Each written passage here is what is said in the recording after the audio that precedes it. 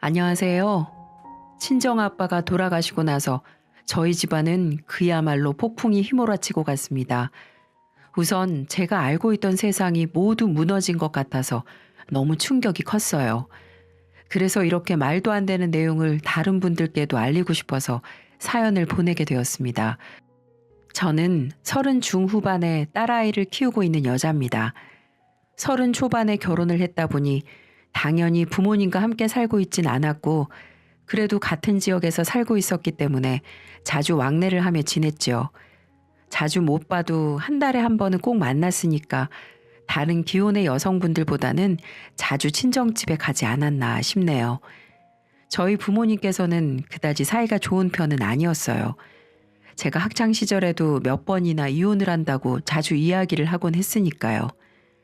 너희 아빠랑 사는 게 얼마나 힘든 줄 아니? 밤에 코는 또 얼마나 고는지 정말 옆에서 같이 자는 게 고역이다. 그래서 지금은 아빠랑 각방 쓰고 있지 않아? 그래도 그렇게 시끄러운가? 아유, 몰라. 그 집에만 있으면 어디에 있어도 코 고는 소리가 다 들리는 것 같아. 그리고 알지? 그 인간 몸에서 나는 냄새. 너는 나가서 사니까 좋겠다. 나도 내 인생 좀 즐기면서 살아보고 싶다. 엄마만큼 자유로운 사람이 또 어딨어? 엄마 지금도 골프에 볼링에 독서 모임까지 다니고 있잖아. 그리고 엄마가 그렇게 여유 있게 지내는 것도 전부 아빠가 힘들게 일해서 그런 거 아니야. 그리고 아빠가 페인트 공인데 냄새가 어떻게 안 날 수 있어? 그냥 그러려니 살아. 결국 곁에 남는 건 가족밖에 없다잖아. 저희 친정엄마는 철이 좀 없는 편이세요. 친정아빠가 외벌이로 외동딸인 저를 키우셨는데 그동안 경제적인 어려움이 있어도 친정엄마는 늘 본인 생활을 하느라 바쁘셨죠. 그럼에도 친정아빠가 경제적인 부분이나 아직 어렸던 제가 저녁에 혼자 있는 게 걱정이 되어 친정엄마에게 저녁에 다니는 모임을 정리하고 집에 있어 달라고 했다가 친정엄마가 이혼을 해달라고 아주 난리를 쳤었죠. 그때도 제가 혼자 집에 있는 게 괜찮다고 악을 써서 말리는 바람에 부모님은 이혼을 하지 않으셨어요. 사실 그 이후로도 친정엄마는 입버릇처럼 이혼하자는 말을 하고 살았지만 친정아빠는 제가 결혼을 할 때까지 기다리라고 하면서 절대로 이혼을 해주지 않았습니다. 제가 결혼을 하고 난 이후부터는 친정집에 가더라도 싸우거나 극단적인 모습이 없어서 잘 지내고 있는 것처럼 보였어요. 하지만 얼마 지나지 않아 친정엄마에게 한 통의 전화가 왔고 그 모습이 저에게만 보여주는 평화로운 모습이었다는 걸 알게 되었죠. 나는 정말로 네 아빠랑 못 살겠다. 그러니까 제발 이혼 좀 해주라고 네가 말해. 내 말은 안 들어도 딸 말이라면 끔찍하게 생각하는 양반이잖니. 이만큼 같이 살았으면 서로 맞춰서 살 법도 한데 엄마는 왜 매번 그렇게 이혼하려고 난리야. 이번엔 또 무슨 일인데? 너희 아빠가 이제 나를 마치 바람난 여자 취급을 하는데 내가 어떻게 버티고 살겠어? 어제는 내 휴대폰을 뺏어서 훔쳐보려고 하질 않나? 내가 나가기만 하려고 하면 어딜 가냐고 꼬치꼬치 캐묻고 그리고 그것뿐만이 아니야. 내가 쓰는 돈을 아까워하기 시작했다니까. 남자가 여자한테 지갑 닫으면 마음 떠난 거 너도 알지? 이 인간도 이제 나한테 마음도 없으면서 그저 나를 올가매는 거야. 내가 이런 대우를 당하고 어떻게 살아? 내가 이러려고 30년 넘게 이 집에 붙어 있었나 싶다. 이번에는 정말 이혼할 거야. 아빠가 갑자기 그랬다고? 엄마가 뭐 잘못한 거 아니고? 흥, 너도 또 이러네. 진짜 자식놈 다 소용없어. 끊어. 친정엄마는 그렇게 말을 하고 제 전화를 받지도 않았어요. 갑자기 심하게 화를 내는 모습을 보고 제가 그렇게 잘못을 한 것 같다는 생각은 하지 않았는데 왜 이렇게 예민할까 하는 생각만 하고 있었죠. 그리고 어렸을 적부터 친정아빠가 친정엄마의 휴대폰을 훔쳐보는 모습은 저도 본 적이 없어서 이상하게 느껴지긴 했어요. 경제적으로 힘이 들었을 때 종종 생활비를 줄이고 한 적이 있었으니까 다른 건 그러려니 생각했던 것 같고요. 저는 결국 그 다음날 친정아빠를 만나서 오랜만에 둘이 데이트도 할 겸 부모님의 싸움의 중재자 역할을 할 겸 만나게 되었어요. 아빠, 요즘 집에 별일 없어? 별일은 무슨, 집에는 아무 일 없어. 그런 것보다 너는? 네가 아무 일 없이 잘 지내는 게 더 중요하지. 이 서방 알잖아. 전혀 문제 없이 잘 지내고 있어. 사실은 어제 엄마가 전화가 왔더라고. 아빠가 요즘 의처증 걸린 사람처럼 휴대폰도 보려고 하고 밖에 나가지도 못하게 해서 답답하다고 하면서 아빠가 그랬다는 게 믿기지도 않고 혹시 집에 무슨 일이라도 생긴 건가 싶어서.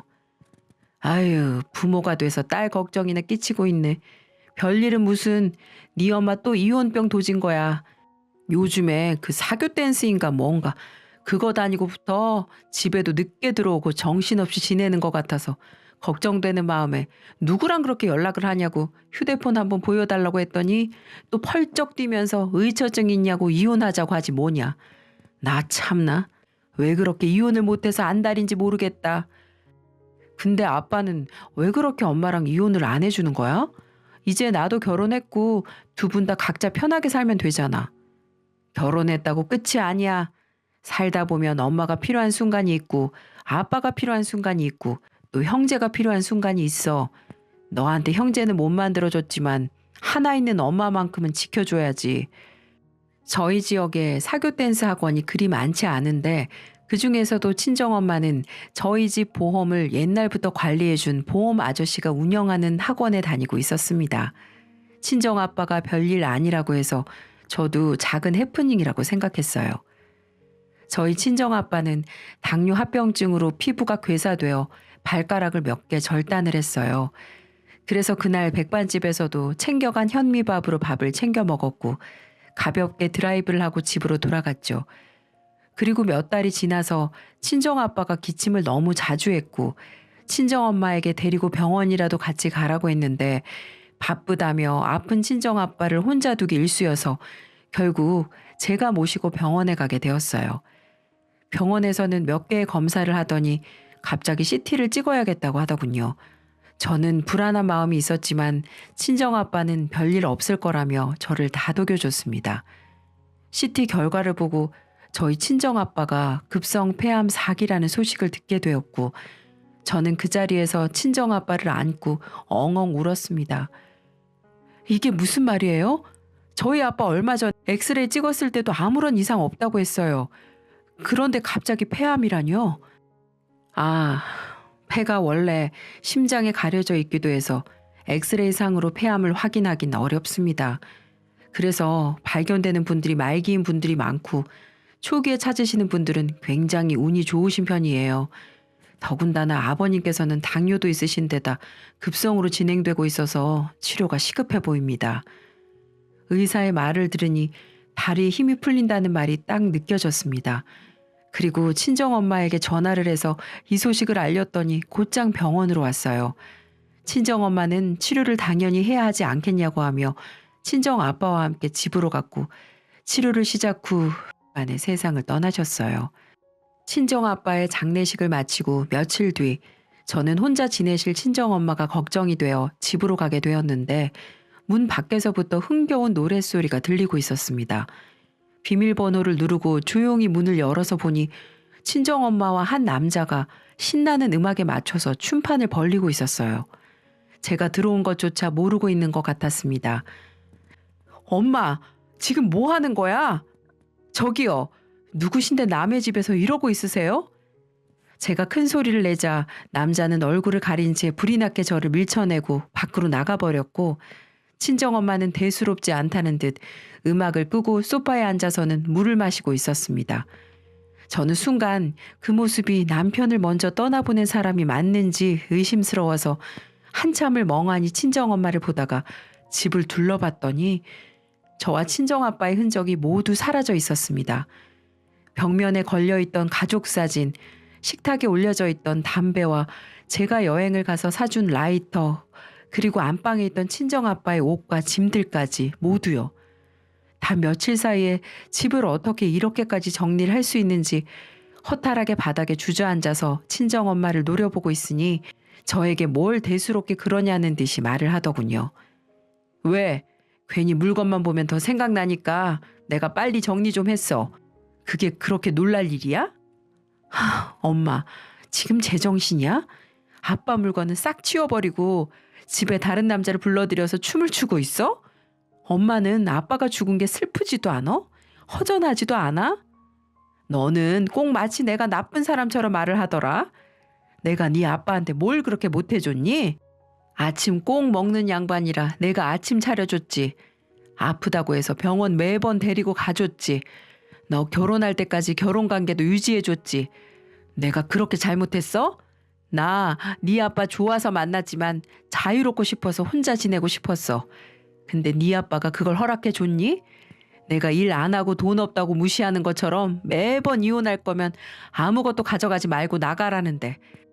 참나, 나한테 주기 아까웠던 거야. 이 집이랑 재산들이. 그런데 지금 봐라. 이 집 누구 거냐? 이제 내 거야. 그리고 네 아빠 재산도 다 내 거야. 물론 네 몫이 없진 않겠지만 나는 이제 이걸로 내 인생 즐기며 살 거야. 그리고 나도 슬퍼. 슬프니까 좋아하는 취미생활하며 이겨내는 거잖아. 아까 저 사람 내 댄스 파트너다. 너도 네 아빠도 남자랑 같이 춤도 춘다고 무슨 바람난 여자 취급을 하는데 그거 내 파트너랑 나한테 엄청 신뢰야. 허! 아빠가 어떻게 엄마 같은 사람을 데리고 30년 넘도록 살았는지 난 도저히 이해가 안 된다. 엄마는 제정신이 아니야. 그렇게 혼자가 좋으면 결혼도 하지 말고 혼자 살았어야지. 그래, 그러려고 했어. 너만 안 생겼어도 나 지금쯤 이것저것 배우면서 해외도 다니고 지금보다 훨씬 여유 있게 살았을 거다. 네 아빠 같은 걸 만나서 이런 지질이 궁상해. 아무튼 너도 나한테 훈수질 할 거면 더 이상 이 집에 오지도 마. 나도 안 올 거야. 아빠 보려면 산소 나가지. 이제 이 집은 다시는 안 올 거니까 엄마가 재혼을 하든 아프든 나한테 절대로 연락하지 마. 저는 다시는 친정엄마를 보지 않으리라 다짐을 하고 돌아갔는데 얼마 뒤 변호사로부터 한 통의 전화를 받고 남편과 함께 다시 친정집으로 가게 되었습니다. 제가 친정집에 들어가니 친정엄마와 친정아빠의 절친한 친구분과 함께 있었습니다. 그 두 사람이 함께 있는 모습을 보고도 당시에는 친정엄마에게 너무 화가 나서 이상하다고 느끼지도 못했네요. 변호사가 올 때까지 기다렸고 얼마 뒤 변호사는 노트북 하나를 갖고 왔습니다. 오래 기다리셨죠? 오는 길에 차가 막혔네요. 지금부터 전한수님의 유산 상속을 시작하겠습니다. 변호사는 준비한 노트북에서 동영상을 재생시켰고 거기에는 조금은 수척한 모습의 친정아빠가 있었습니다.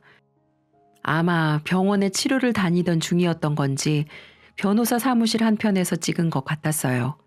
친정아빠는 한참을 망설이다가 입을 열었습니다.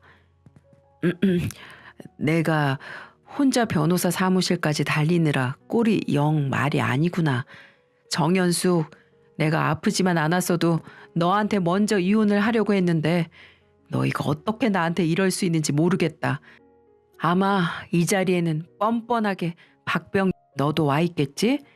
계속 이혼을 요구하던 정연숙, 너는 내 재산을 계속해서 탐을 냈고 나는 절대로 위자료를 주고 싶지 않아 내가 믿을 수 있는 친구라고 생각했던 내게 도움을 요청했었지.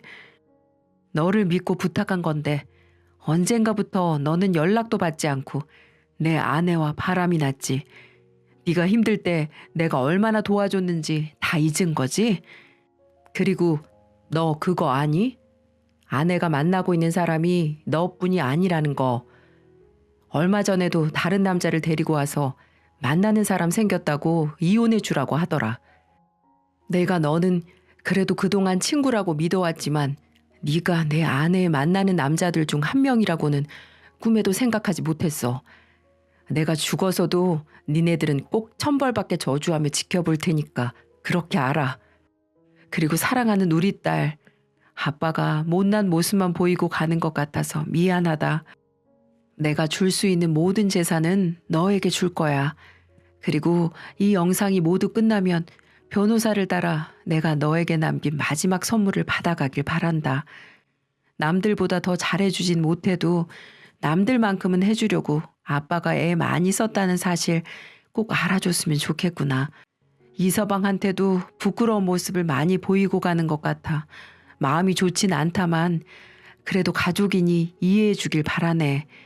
같이 지낸 세월이 얼만데 가는 마당에 무슨 말을 더 하겠어. 그저 내 남은 모든 걸 내 딸한테 준다는 말을 꼭 전하고 싶어. 고마워, 우리 딸.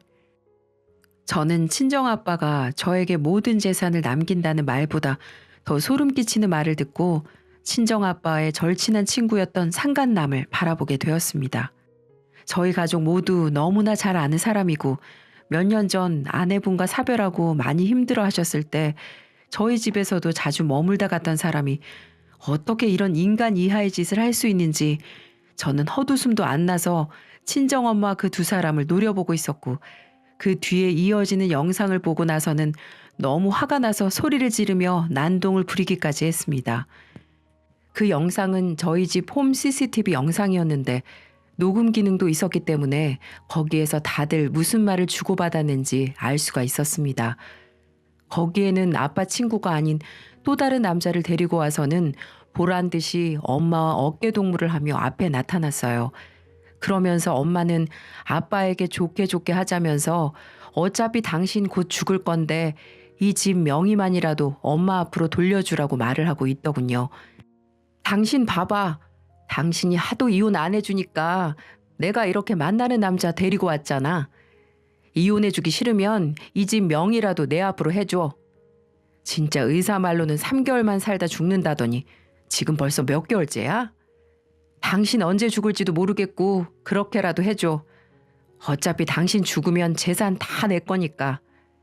뭐? 당신이 사람이야? 당신은 남자 없으면 못 살아? 내가 지금껏 당신한테 어떻게 했는데. 그리고 나 몰래 병렬이랑 만나고 다녔으면서 금세도 남자가 바뀐 거야? 정말 해도 해도 너무한다. 내가 누굴 만나고 다니던 당신이 무슨 상관인데. 그러니까 진작 이혼해 주라고 사정사정할 때 해줬어야지. 그리고 당신한테 고마운 건 있다. 우리 딸 당신 친딸도 아닌데 잘 키워줘서. 딸이 자기가 친딸이 아니라고 하면 충격받겠지만 이제 지도 성인인데 어쩌겠어. 받아들여야지. 정말 당신은 인생 자체가 쓰레기다. 딸한테는 내가 따로 얘기할 거니까 건들지 마. 당신 머릿속엔 대체 뭐가 들어서 남편 앞에 두고 다른 남자 데리고 와서 내게 이렇게 모욕을 주는지 모르겠는데 두고 봐. 당신 뜻대로 되진 않을 거니까. 그 영상을 본 후 변호사는 제게 아빠가 남긴 또 다른 영상을 보여줬습니다.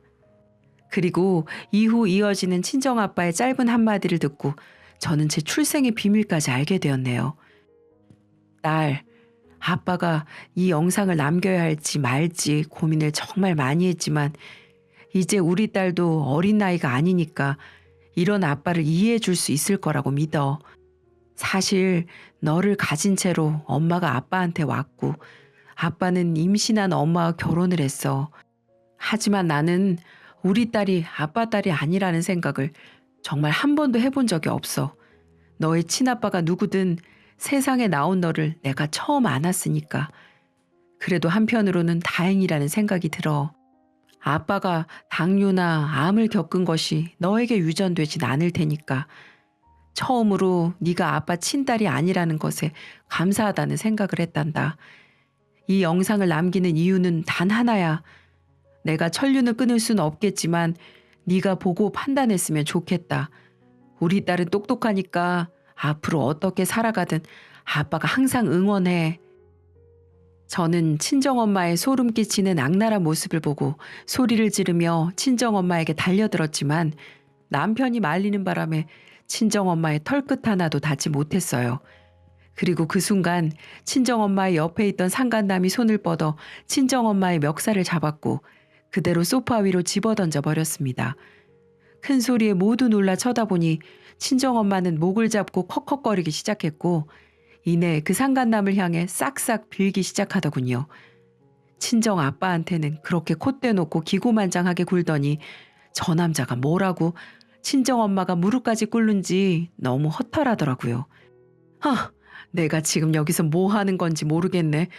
이제야 정신이 번쩍 들어. 내가 그동안 뭐에 홀렸나 모르겠네. 그래, 한수가 매번 너 남자 만나는 것 때문에 이야기했는데 그걸 내가 왜 잊고 있었지? 너 지금 나 말고 몇 놈이나 더 만나고 있어? 저 따위로 행실을 해놓고 너 나 아프면 나한테도 저러겠네? 너 한수 병간호 하나는 잘하고 있다며 죄책감 들어서 마지막 가는 길은 편하게 해준다며 그렇게 한수 위하는 척하더니 결국 나 말고 다른 놈이랑 한수 보는 앞에서 저 더러운 짓거리를 하고 있었니? 내가 잠시 크게 미쳤던 것 같다. 나중에 죽어서 한수 얼굴 어떻게 보냐? 아니야. 저거 정말 그이가 나 욕먹이려고 일부러 만든 거야. 저게 말이 돼? 저게 인간이 할 짓은 아니잖아. 잠시나마 너랑 재혼까지 생각한 내 잘못이지. 다시는 연락하지 마. 그렇게 말하고 그 망할 상간남은 자리를 떠나버렸습니다. 뻔뻔하게도 죽어서 친정아빠를 만날 생각을 하는 것조차 기가 막혔고 친정엄마는 바닥에 쓰러진 채 울더니 저에게 기어와서는 저 영상이 거짓말이라고 이야기를 하더군요. 그 말을 듣고 변호사는 저에게 종이 한 장을 줬는데 그 종이는 친정아빠의 혈액 검사서 종이었습니다. 평생을 O형으로 알고 있었던 친정아빠가 사실은 O형이 아니라 B형이더군요. 그 종이를 받아들고는 정말 가슴이 찢어질 것 같아서 그 자리에서 펑펑 울었네요. 아빠는 나한테 계속 친아빠인 척 하려고 한평생을 혈액형까지 속이며 살아왔던 거야? 우리 가족 전부 O형이라고 내가 신나서 말할 때마다 우리 아빠는 무슨 생각을 했을까? 엄마는 그런 생각 해본 적 없어? 우리 아빠 정말 너무 불쌍하다. 무슨 배짱이도 아니고 매번 놀기만 하는 엄마 먹여 살리랴 나 키우느라 본인은 낚싯대 하나 갖고 주말에 여기저기 다니는 취미밖에 없었네.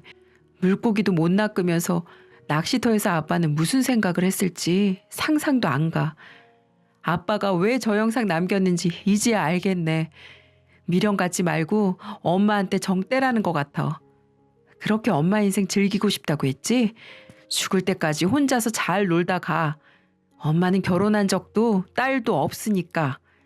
지혜야, 너까지 왜 이래? 저거 영상 거짓말이라니까. 그리고 이 종이는 진짜겠니? 아유, 저 인간은 왜 끝까지 골탕을 먹일까? 안 그래? 그만하자, 지혜야. 이서방, 우리 지혜 좀 데리고 집으로 가줘. 저는 제 다리를 잡는 친정엄마를 모질게 뿌리치고 남편과 함께 집으로 돌아갔고 곧 친정아빠의 재산을 상속받게 되었습니다. 사실 친정엄마에게 정말 단 한 푼도 주고 싶지 않았는데 친정엄마가 소송을 하게 되면 원래 친정엄마가 받아야 할 몫의 절반이라도 가져갈 수 있다고 하더라고요. 친정아빠는 여기까지 알고 있었던 것 같았어요. 나중에 따로 변호사 사무실에 찾아가서 친정아빠가 제 앞으로 남긴 작은 녹음기 하나를 가져왔고 저는 그 녹음기의 녹음본 하나 때문에 상속받은 재산을 2배 넘게 불리게 되었습니다. 그 안에 있던 내용까지는 밝히기 어렵지만 투자를 했다는 정도는 여러분께 알려드릴게요. 아무튼 그 이후로 3년이 지났고 저는 딸아이 하나를 낳아서 키우면서 지내고 있었어요. 제가 오늘 이 사연을 쓰게 된 이유는 그 상간남이 저를 찾아왔기 때문이죠. 그 남자는 저에게 오더니 친정엄마가 받아간 재산의 반에 해당하는 금액을 저에게 주면서 사죄를 했어요. 친정아빠에게 받은 고마운 일들이 수도 없이 많은데 사탕 발린 말에 넘어가서 몹쓸 짓을 했다고 하면서요. 그리고 그 돈은 친정엄마가 그 상간남한테 재혼을 하자고 하면서 내밀었던 돈이라고 합니다. 그 돈을 받고 저에게 줘야겠다는 생각을 했는데 염치가 없어서 3년이나 걸렸다네요. 제가 멍하니 있던 사이 상간남은 돈만 남긴 채 사라져버렸고 저는 그 돈을 딸아이의 통장에 다 넣어두었습니다. 그 남자가 찾아가고 난 이후에 친정엄마는 어떻게 알았는지 저희 남편의 회사 앞에서 고래고래 소리를 지르면서 돈을 내놓으라고 난동을 부렸대요. 그런 일이 반복되고 결국 남편은 일을 그만뒀습니다. 솔직히 회사에서도 이런저런 말이 도는데 멀쩡하게 회사를 다닐 멘탈 강한 사람이 얼마나 될지 모르겠네요. 마지막 짐을 빼러 저와 함께 회사에 갔던 날도 친정엄마는 회사 앞에 있었습니다. 야, 너희 병렬 씨한테 돈 받았지? 그거 내 거야. 빨리 내놔. 나 그 돈 없으면 길에 나 앉아야 한다고. 아줌마 제정신이세요? 저희 아세요? 병열 씨가 누군지, 아줌마가 누군지도 모르겠으니까 이러지 마세요. 당신 때문에 지금 우리 남편은 퇴사하는 거니까. 지혜야, 너 왜 이래? 너 이런 애 아니었잖아. 아줌마는 그럼 원래 그런 사람이었어요?